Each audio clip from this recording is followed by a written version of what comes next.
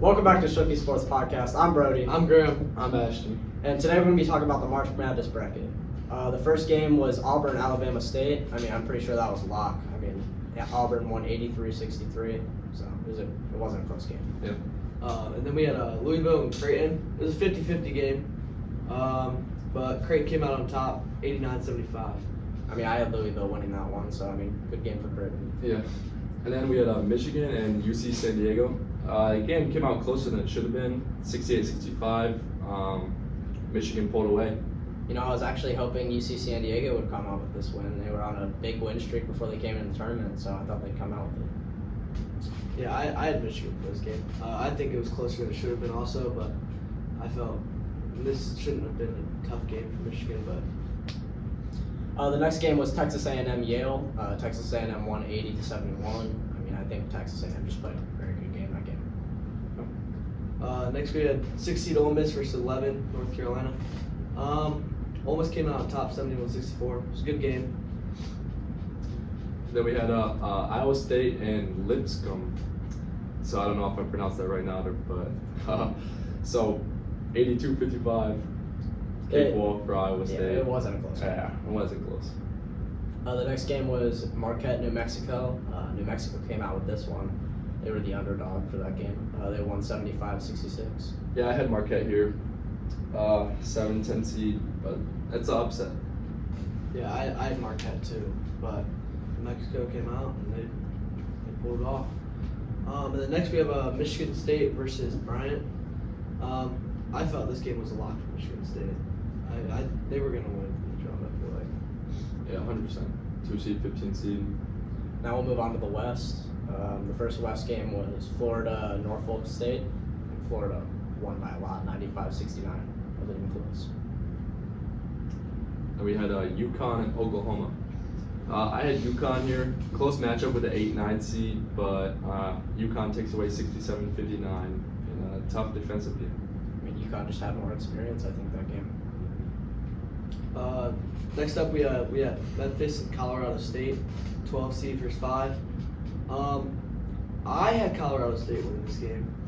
They're just a good team. I didn't see Colorado State winning this game when I was picking my bracket. I had Memphis winning, but they had a good game. So, yeah. The next game was Maryland Grand Canyon.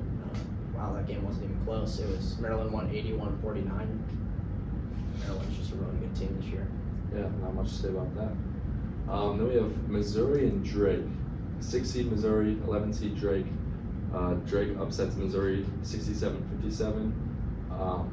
Really didn't see this coming. I had Missouri, but Drake played a really good game. So I had Drake winning.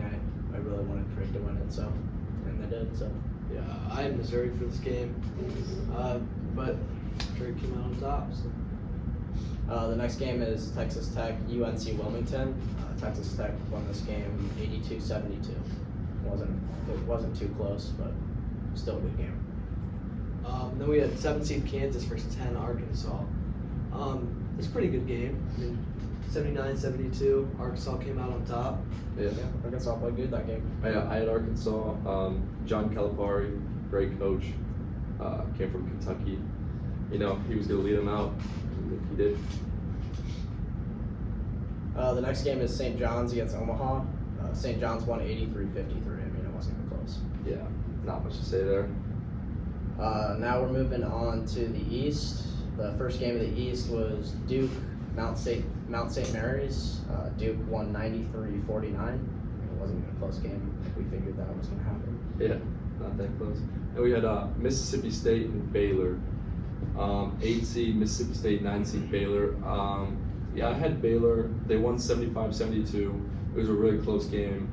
A lot of tough defense within these two teams, but Baylor just looked like the better team all year. Had more wins than Mississippi State, more important wins. So. And then kind of another blowout game coming here between Oregon and Liberty. Oregon ended up winning by 29, 81-52. Kind of a lock for Oregon. Great team. Arizona State, Akron was the next game. Sadly, our team Akron didn't do too well. They lost 93-65, but I think we could have figured that was going to happen. Yeah, not much to say with Arizona. Kind of powerhouse team. Then we had BYU and VCU. BYU 6 seed, VCU 11 seed. BYU won 80-71. Figured BYU would win, but a lot of people picked VCU to actually upset that game. Yeah. Unfortunately, they did not. Yeah, I picked VCU to upset that game, and they didn't. So the next game is Wisconsin-Montana. Wisconsin beat them 85-66. And I don't think that was a close game. People could have figured out what's gonna happen. Yeah. The next up we had St. Mary's and Vanderbilt. Close game, 59-56. St. Mary's comes out on top. Low scoring for sure. Yeah, Yeah. I had Vanderbilt personally. I thought they would come away with an upset here, Yeah, but me too. I'd Vandy for that game. it's close. Then we had Alabama and Robert Morris. This game turned out a little closer than Alabama probably wanted it. 90-81. I mean, for a 2 seed playing a 15 seed, only winning by 9, not that impressive. But I mean, a win's a win. You move on to the second round. The next game for the start of the Midwest was Houston SIU Edwardsville. Houston won 78-40. I mean, it wasn't even a close game. I'm sure everybody knew that happened. Yeah. Next up we have Gonzaga and Georgia. Gonzaga took a big win here. I mean, 89-68. Georgia's not a bad team. Gonzaga just came out and kind of just pounded on them from the start. Yeah. Yep. Georgia just, they didn't seem like a real basketball team to me this year. So then we had Clemson and McNeese. McNeese had that whole hype with that guy walking out with the speaker and stuff. Yeah. And obviously it helped them because they beat Clemson in an upset, 69-67 in the first round. Kind of ruined a lot of people's brackets. Most people's brackets. Yeah. So, Yeah, unfortunate. Kind of had Clemson winning it all. Very bad pick by me, but losing to a 12 seed in the first round. The next game is Purdue High Point. Purdue won 75-63. I think we could have figured that was going to happen as well. It wasn't very a close game. Then we had Illinois and Xavier. Illinois came out on top 86-73. It was a pretty good game still. Yeah. And then we had Kentucky and Troy, 3 seed, 14 seed. Kentucky wins 76-57. Not much to say here. Kentucky's always been pretty good in March Madness and just I don't think it's the first time they lost the last. Yeah, the past 2 couple in years they've been first round, but Yeah. so I guess it's a good start for them. But. Yeah. The next game was UCLA Utah State. UCLA crushed them 72-47. Wasn't even close. And then we had Tennessee and Wofford. This was a lock for Tennessee, I think. Yeah. For 77-62 final score. Now we're going to go into the second round, Sweet 16. The first game of the Sweet 16 was Auburn-Creighton. Auburn came out with a W, 82-70. I think it was a good game until the end. I mean, Creighton kind of just lost it in the end. Yeah, it was well fought by Creighton, but Auburn's a very experienced team, hard to beat. Then you had in Michigan and Texas A&M, 5 seed, 4 seed. I really had Texas A&M winning this game, but Michigan came out firing, hit a lot of threes, and they won 91-79. Yeah, they really came out and proved themselves this year. Then we had 6 seed Ole Miss versus 3 seed Iowa State. Ole Miss came out and won this game pretty big, 91-78. Yeah, I had Ole Miss here. I just didn't see Iowa State being much of an offensive team. I think Iowa State should have been ranked a little bit lower than they were this year. Yeah. A little bit overhyped. The next game was New Mexico versus Michigan State. A lot closer than Michigan State probably would have liked, 71-63. But I mean, they still won, so that's all that matters. Yeah. Props to New Mexico for getting that far as a 10 seed. And then we had, moving down, we have Florida and UConn. And very close game. I remember UConn was up like about half of the game, and then Florida just went on a run at the end. They won 77-75, so a lot closer than Florida wanted it to be, but it covered them. And then we had Colorado State and Maryland. This game was crazy. Buzzer beater. I mean, buzzer beater to end it. Yeah.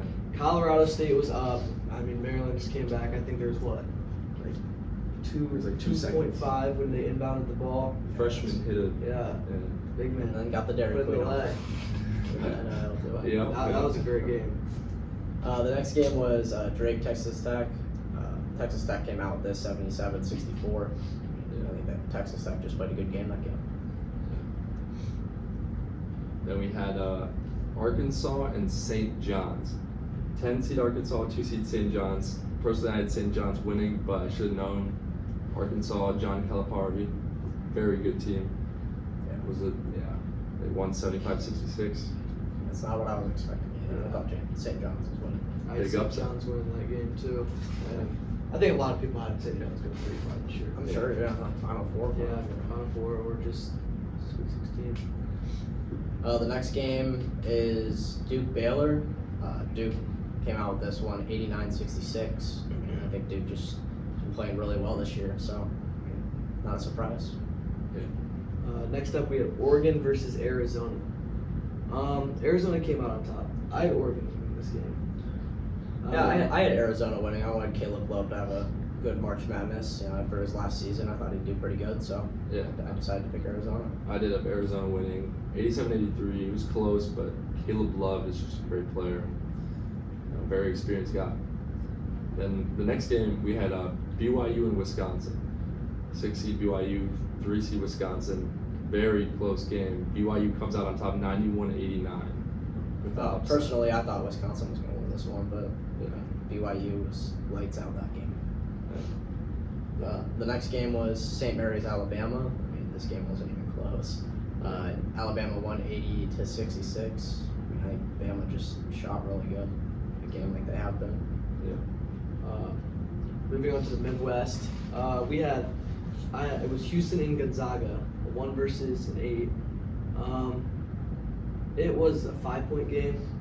I feel like Houston definitely could have put up or made it like a bigger scoring gap, 5 points. But Gonzaga played good, but Houston, they're the best 1 seed. They definitely could have. Won that game by more. But Gonzaga was a hot team at the time, and Houston kind of put them out. In the next game, we had McNeese and Purdue. McNeese is their little hot streak ends now to Purdue. They lost 76-62. Not much of a surprise here. The next game was Illinois, Kentucky. Kentucky came out with their second W, 84-75. I think Kentucky just overall played a good game against Illinois, and they were just a better team. Then we had UCLA versus Tennessee. Tennessee came out on top, 67-58. But Tennessee's they're hot, dude. They were bound to make it far. They're putting good numbers up on these teams. They're playing. Now we're going to move into the Elite Eight. The Elite Eight, the first game is Auburn, Michigan. Auburn came out with the win, which was most expected, 78-65. I think Auburn's definitely going to go all the way and maybe win the whole thing. Yeah, experienced team. Yeah, very experienced. The next game was Ole Miss, Michigan State. Michigan State only won 73-70. It wasn't what I thought it would be. But I don't know. Ole Miss been fighting all year, so it was a close game. But Michigan State, they're usually a good college basketball team. So. And then we had Florida, Maryland. Florida put up some big numbers here. Ended up winning by 16. Yeah, I got them winning the whole thing, so it helped them. They showed out that game. Yeah, for sure. Then we had Arkansas and Texas Tech. I remember watching this game. It was really close, a lot of back and forth fight. Arkansas was actually up like 10 with she was 15. They lost 15 or 16 lead. With 7 minutes, yep. And then Texas Tech just fought all the way back, 185-83. Sucks for Arkansas because they're a tough team, but Texas Tech comes out top. It's a good comeback win. Sure. The next game was Duke, Arizona. This was a pretty close game. It was 193, but I think we expected it to be a close game. 2 really good teams that we knew would probably make it far. So yeah, really high score. Triple digits for Duke. Yeah. I feel like when you put that two good teams up with that, I wouldn't expect the score to be that high. But they both came out just scoring. Hoop flag, Caleb Love. Talking about high-scoring games, the Alabama BYU game, Alabama shot lights out from three in that game. What was it, like 25 threes, like the most made threes ever in a March Madness game? I mean, 113 to 88. You can't ask for more. And then we had Houston and Purdue. This game was very close. Houston did come out on top, 62 to 60. I thought Houston was going to win by more, but Purdue came out ready. Yeah. In the end, I wanted Purdue to win. I mean, they were looking like a great team, and I mean, I think I'd always root for the upset in that situation. So. Yeah, I was a little nervous. I had Houston winning my bracket, so they had a little. It was 60-60 tied, and Houston came down. They had a cool little shot. It wasn't considered a buzzer beater, but there was only like 0.2 on the clock after the shot, so Houston came away. The next game was Kentucky-Tennessee. Tennessee came out with a W here. I mean, they've been on a hot streak. They've been doing pretty well the last couple games, so I mean, that was pretty expected. Yeah, we figured how far can Kentucky really go in this tournament after losing the past 2-3 years early, and that's what I had. I had Tennessee over Kentucky because I just don't see when Kentucky gets to that stage, they can't do it. Yeah. Kentucky was looking for their revenge year after the last 2 years. Tennessee just shut that down. So. And now we're moving on to the Elite Eight. The first game was Auburn, Michigan State. Yeah. Auburn did come out on top, 70-64, which isn't surprising, but I feel like this was iffy between who people were picking. Michigan State was a very good team. I mean, yeah, I would They're say both really the good one. teams. I mean, it was expected to be close. So. I would say it's like a 60-40 leaning towards Auburn, but I mean, that's a really close matchup, 70-64. Then the second game, the Elite Eight, we had Duke and Alabama, 1-2 seed, another 1-2 seed. Duke cruised past Alabama this game, 185-65. I think Duke's defense just showed up against Alabama. You know, they showed it off. The next game was Florida-Maryland. Florida showed off as well. I mean, they won 87-71. So, that's a pretty good game. And then we had Houston and Tennessee. Houston came out on top by 19 here. I think that was expected. Houston, honestly, is probably the best team right now. Yeah, and that's what I have. I mean, I love to see how Houston won by 19 points against Tennessee, because Tennessee's not even a bad team with Ziegler and them, but There was just something about me. I don't know what it was, but I just wanted Houston to get shut down by some team. But And then the Final Four, I guess we'll make the predictions for the rest of the season and what's going to happen in March Madness. Yeah. The two Final Four games, it's Auburn, Florida, and Duke and Houston, all 1 seeds. I mean, I want Florida to win against Auburn, but I think Auburn might come out. Yeah, games are this Saturday. Personally, in my bracket, I have Auburn beating Florida and Houston beating Duke, but I'm a little skeptical because Florida's been playing some really hot ball.